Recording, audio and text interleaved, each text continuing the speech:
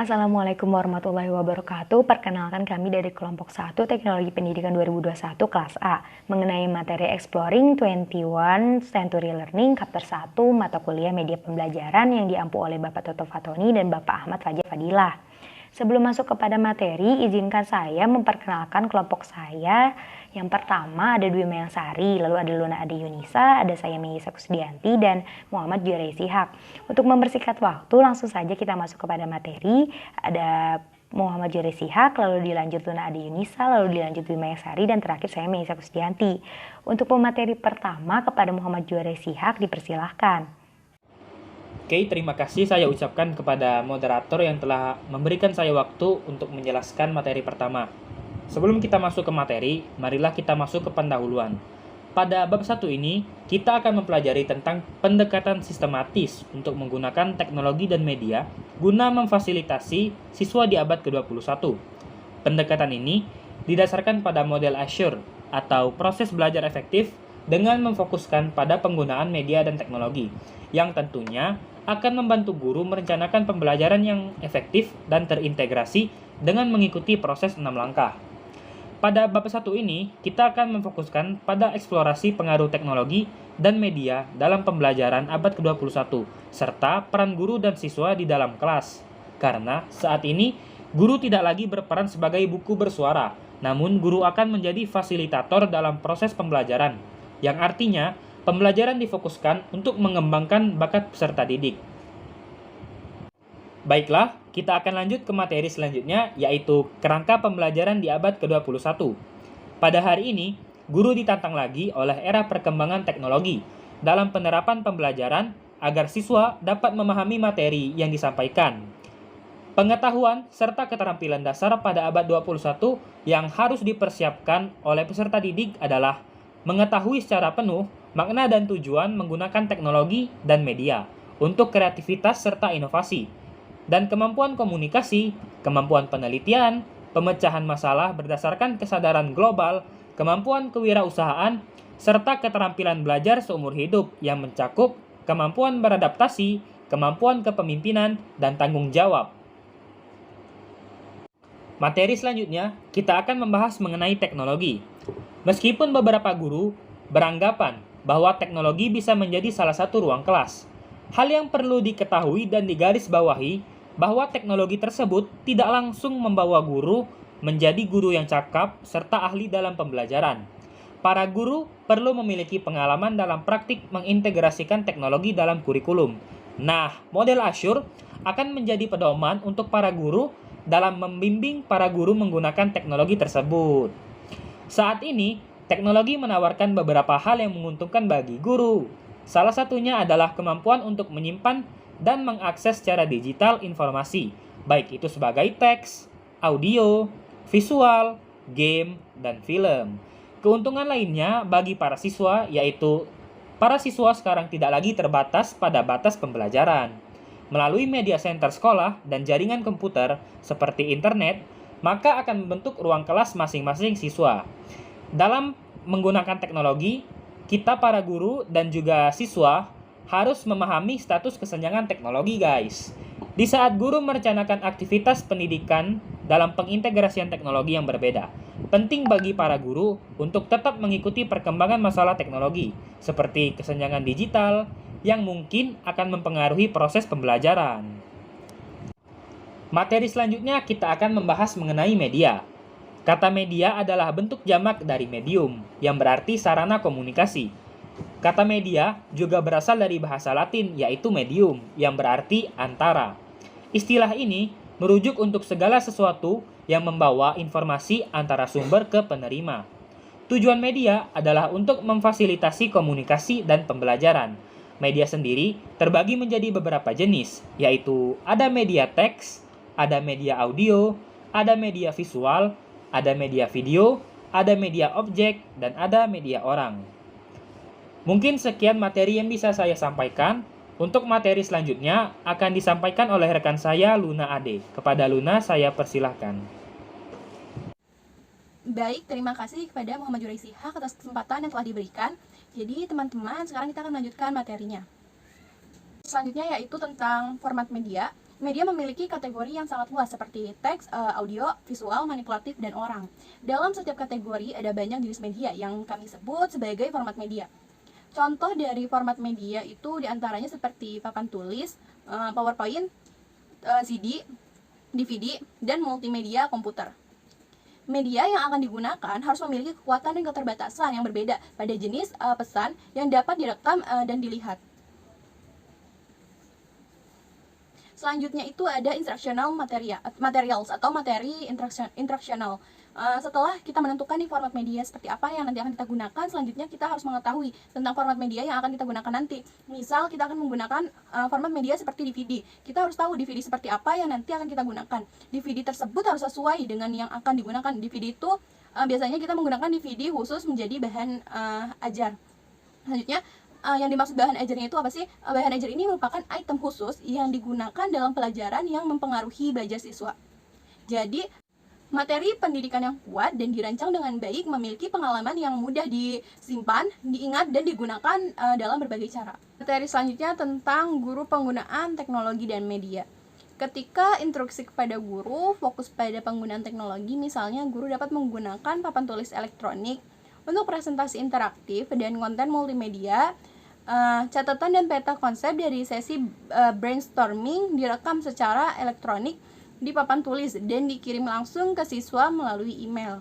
Selanjutnya ada sistem respon pribadi. Guru digital dapat menggunakan digital genggam seperti sistem respon pribadi atau PRS yang berfungsi untuk mengumpulkan dan dapat menampilkan jawaban siswa dari pertanyaan guru. PRS biasanya disebut clicker, merupakan keypad nirkabel yang mirip dengan remote TV yang mengirimkan respon siswa. Manfaat dari penggunaan PRS ini, guru dapat mengetahui respon dari setiap siswa. Bahan ajar yang dirancang dengan baik dapat mendorong pembelajaran. Selanjutnya ada guru digital. Alat digital memperluas dan meningkatkan kemampuan guru untuk memenuhi berbagai peran dan tanggung jawab yang terkait dengan menjadi seorang pendidik. Alat ini juga memungkinkan guru digital untuk merencanakan dan melakukan pelajaran interaktif sambil berpartisipasi dalam komunitas praktik global dengan pendidik lain. PRS memetakan tanggapan siswa untuk memberikan umpan balik instan kepada guru dan siswa. Selanjutnya ada materi tentang instruksi interaktif. Interaktivitas dalam seluruh kelas yang telah terbukti mengarah pada hasil belajar yang lebih baik. Beberapa penggunaan PRS dalam pendidikan termasuk mengukur pemahaman konsep siswa, membandingkan sikap siswa terhadap ide-ide yang berbeda, dan memprediksi bagaimana jika situasi dan fasilitasi praktik dan praktik keterampilan dasar. Selanjutnya ada alat penilaian seluler. Kemajuan dalam komputasi mobile memungkinkan guru untuk merekam data penilaian siswa langsung ke perangkat genggam yang mentransfer data ke komputer untuk pembuatan laporan. Misalnya, perangkat digital genggam digunakan untuk membuat catatan membaca siswa sekolah dasar kemampuan atau data kinerja siswa yang diamati dalam presentasi, eksperimen lab, atau tulisan tangan. Perangkat seluler tidak hanya menghemat waktu guru, tetapi perangkat lunak menyediakan waktu otomatis untuk penilaian hasil siswa. Program ini dapat disesuaikan untuk merekam kegiatan yang ditentukan dalam rencana pendidikan individu siswa. Selama pengamatan kinerja atau perilaku siswa, guru menggunakan stylus untuk merekam strategi yang diamati dari daftar pilihan yang mungkin. Selanjutnya ada komunitas praktek. Guru digital berpartisipasi dalam kegiatan komunitas praktik, di mana kelompok pendidik dengan tujuan bersama dari seluruh bangsa dan seluruh dunia berbagi ide dan sumber daya.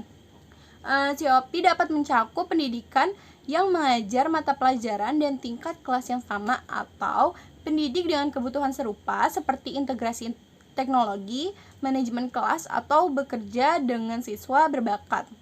Contohnya adalah Tap-in, komunitas virtual yang menawarkan guru kesempatan untuk bekerja sama dengan guru di seluruh negeri dan di seluruh dunia. Selanjutnya ada jaringan untuk guru. Standar teknologi pendidikan nasional untuk guru memberikan 5 pedoman dasar yang sering kita sebut yaitu guru digital. 5 pedoman guru digital antara lain yaitu sebagai berikut. Yang pertama itu memfasilitasi dan menginspirasi. Yang kedua ada desain dan pengembangan digital. Yang ketiga ada model pembelajaran digital. Yang keempat ada promosi digital, warga negara, dan tanggung jawab. Yang kelima ada pertumbuhan dan kepemimpinan. Ini ada model jaminan, teknologi dan media terbaik yang tersedia harus digunakan dengan benar untuk mendorong pembelajaran yang optimal. Kita perlu melibatkan pembelajar melalui latihan dan umpan balik yang tepat.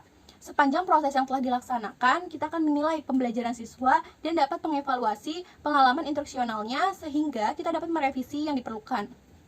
Salah satu peran yang paling penting dari teknologi media yaitu untuk melayani dan mengubah seluruh perintah lingkungan. Penggunaan teknologi dan media yang efektif membutuhkan guru untuk lebih terorganisir terlebih dahulu, memikirkan tujuan mereka terlebih dahulu, kemudian kita mengubah rutinitas kursus harian sesuai kebutuhan. Dan terus kita mengevaluasi untuk menentukan efek mengajar pada keterampilan mental, perasaan, nilai, keterampilan interpersonal, dan keterampilan motorik. Sekian materi yang dapat saya sampaikan. Materi selanjutnya akan disampaikan oleh Dwi Mayangsari. Kepada Dwi Mayangsari, dipersilahkan. Baik, terima kasih kepada Saudara Luna yang telah mempersilahkan saya untuk memaparkan materi selanjutnya. Yang pertama ada penggunaan teknologi dan media oleh siswa. Penggunaan teknologi dan media oleh siswa ini berpusat kepada siswa dan dapat meringankan tugas guru namun tidak dapat menggantikan tugas guru. Contohnya yaitu PPT yang digunakan oleh guru dan siswa sebagai media pembelajaran. Yang kedua ada siswa digital yang dibagi menjadi dua, yaitu yang pertama ada alat interaktif, menggunakan internet untuk mempermudah siswa dan guru. Yang kedua ada berinteraksi dengan orang lain. Berinteraksi dengan orang lain memerlukan pengetahuan, kemampuan, operasi, konsep teknologi, jaringan, dan standar. Baik, untuk slide selanjutnya yaitu ada literasi harian. Literasi harian dilakukan untuk memperoleh pengetahuan dan keterampilan dalam membaca. Contohnya itu seperti kita mengulang materi di setiap mata kuliah gitu. Yang kelima ada literasi umum dapat digunakan mengikuti model Azure untuk menambah pengetahuan dan kemampuan. Jadi dengan model Azure ini diharapkan dapat menambah pengetahuan dan kemampuan. Baik, slide selanjutnya ada materi tentang berinteraksi dengan orang lain. Tentu saja berinteraksi dengan orang lain memerlukan media seperti ponsel, laptop, dan HP. Terutama di masa pandemi yang mengharuskan kita untuk melakukan semuanya serba online. Lalu yang selanjutnya ada teks literasi. Maksudnya adalah siswa yang terhalang penglihatan maupun pendengaran dapat menggunakan media audio seperti MP3 dan MP4 dengan subtitle sebagai teks literasi. Selanjutnya ada literasi komputer. Menggunakan media komputer untuk sarana prasarana dalam menunjang belajar dan pembelajaran. Maksudnya di sini adalah kita dapat menggunakan media komputer untuk menunjang belajar dan pembelajaran. Baik, untuk materi selanjutnya ada literasi belajar jarak jauh. Yang pertama ada merancang dan memfasilitasi pengalaman belajar. Maksudnya yaitu guru harus merancang dan memfasilitasi metode dan media pembelajaran kepada siswa. Lalu yang kedua ada model mempromosikan pembelajaran dan tanggung jawab. Maksudnya yaitu ketika pembelajaran, guru harus memproyeksikan dan memonitoring pembelajaran serta bertanggung jawab. Lalu yang ketiga ada terlibat dalam pembelajaran sepanjang hayat. Maksudnya yaitu guru dalam pembelajaran jarak jauh juga harus terlibat dalam proses pembelajaran secara keseluruhan. Selanjutnya ada literasi belajar cyber. Literasi belajar cyber melibatkan penggunaan berbagai alat teknologi untuk menghubungkan siswa dengan orang-orang dan sumber daya di luar batas pengaturan normal. Lalu selanjutnya ada literasi visual. Memberi informasi berbentuk gambar atau visual seperti buku pelajaran, buku kerja, media digital, dan majalah sebagai alat pembelajaran. Oke, next. Yang selanjutnya ada literasi audio. Maksudnya adalah guru harus menyajikan media audio sebagai penunjang dalam pembelajaran di ruang kelas, agar siswa tetap fokus dalam belajar. Karena terkadang siswa itu harus ada yang menggunakan audio agar cepat tersampai gitu materinya. Selanjutnya ada literasi media. Maksudnya jika guru sudah menerangkan materi, maka siswa dapat mencari media lain untuk belajar. Dan diharapkan siswa juga dapat membuat atau menghasilkan media sendiri seperti PPT, mind mapping, dan lain-lain. Lalu yang terakhir ada ruang kelas kontinu, yaitu perubahan dari tradisional ke digital. Transisi dari kelas tradisional ke digital menurut Prensky tahun 2006 menyebutkan terdapat 4 fase, yaitu yang pertama mencoba-coba berkecimpung menambahkan teknologi secara acak. Lalu yang kedua melakukan hal lama dengan cara lama.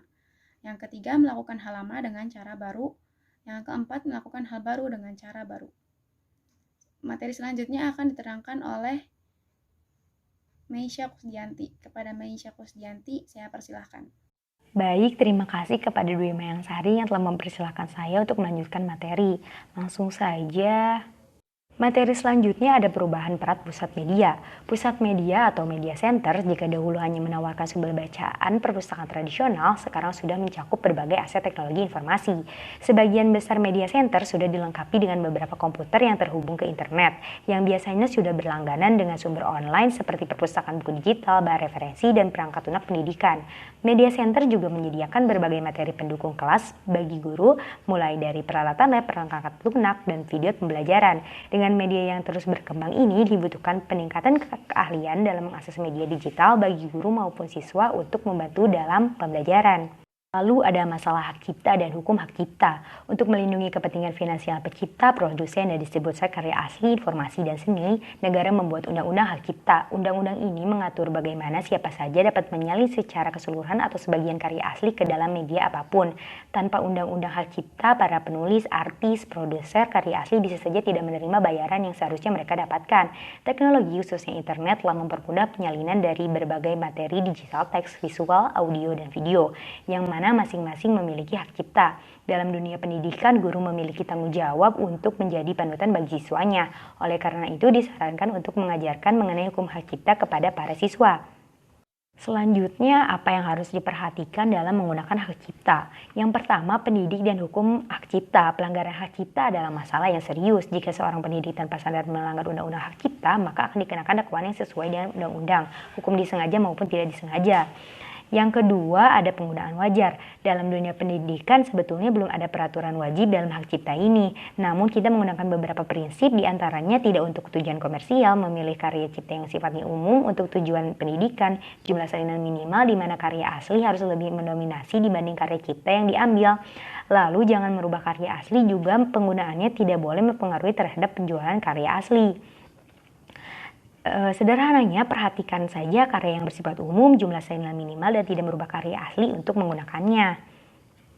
Yang ketiga, ada mencari izin untuk menggunakan materi hak cipta. Dalam meminta izin, umumnya menghubungi penerbit materi tersebut, karena biasanya merekalah yang menangani perizinan hak cipta. Dalam meminta izin, berilah keterangan sespesifik mungkin, materi apa, halaman berapa saja, lalu bernegosiasi bila diperbolehkan. Dan jika tidak jadi memakai suatu bagian, beritahu pihak terkait agar biaya yang dikeluarkan sesuai dengan yang dipakai. Jangan lupa menyimpan salinan korespondasi dan catatan kontak yang relevan untuk meminta izin bagian apa yang akan digunakan. Solusi lainnya adalah mendapatkan bahan bebas royalti. Lalu ada istilah perlindungan masa atau jangka waktu dalam hak cipta. Dalam Sony Bono Copyright Term Extension Act of 1998, untuk seorang penulis individu, jangka waktu hak cipta berlanjut selama 70 tahun setelah kematiannya. Jika suatu karya dibuat untuk disewa, yaitu oleh seorang karyawan atau oleh seseorang yang ditugaskan untuk melakukan pekerjaan itu, jangka waktunya adalah 100 tahun sejak tahun penciptaan atau 75 tahun sejak tanggal publikasi atau distribusi pertama, mana saja yang lebih dulu. Karya berhak cipta sebelum 1 Januari 1978 adalah dilindungi selama 28 tahun dan kemudian hak ciptanya dapat diperbarui. Selanjutnya mengenai mengubah format materi. Kita tidak bisa mengubah atau mengkonversi hak cipta dari satu media ke media yang lain. Misal pengubahan materi berbentuk cetak ke dalam bentuk digital. Hukum hak cipta melindungi format di mana ide-ide diekspresikan. Menurut Becker 2003. Guru tidak bisa membuat rekaman audio dari buku perpustakaan. Satu pengecualian misal jika siswa yang diajarkan tunanetra. Yang terakhir ada siswa dengan disabilitas. National Instructional Materials Accessibility Standard atau NIMAS memberi panduan agar memproduksi bahan ajar yang mudah dikonversi ke dalam media yang dibutuhkan oleh siswa disabilitas. Contohnya ke dalam braille text. Pedoman tambahan berada di Universal Design for Learning atau UDL yang diciptakan untuk memperluas kesempatan belajar bagi individu, terutama siswa disabilitas, terdiri dari 3 prinsip. Berbagai sarana representasi memberikan beragam pilihan bagi para pembelajar. Yang kedua, berbagai cara untuk bertindak dan berekspresi untuk mempersilahkan pembelajar untuk menunjukkan apa yang mereka ketahui. Yang ketiga, berbagai cara keterlibatan untuk memanfaatkan minat belajar, menawarkan tantangan yang sesuai dan meningkatkan motivasi menurut KAS 2009. Bagian terakhir ada ringkasan. Bab ini dimulai dengan dasar-dasar penting dalam studi tentang teknologi dan media. Bab ini kemudian membahas peran teknologi dan media dalam pembelajaran, baik itu dari sudut pandang guru maupun siswa. Kunci yang diperlukan untuk mencapai keefektifan pembelajaran diperkenalkan serta berbagai pengaturan pembelajaran sekarang berdasarkan media teknologi. Baik, mungkin itu saja yang dapat kelompok 1 sampaikan. Kurang lebihnya mohon dimaafkan. Mohon maaf bila ada salah kata. Terima kasih atas perhatiannya. Wassalamualaikum warahmatullahi wabarakatuh.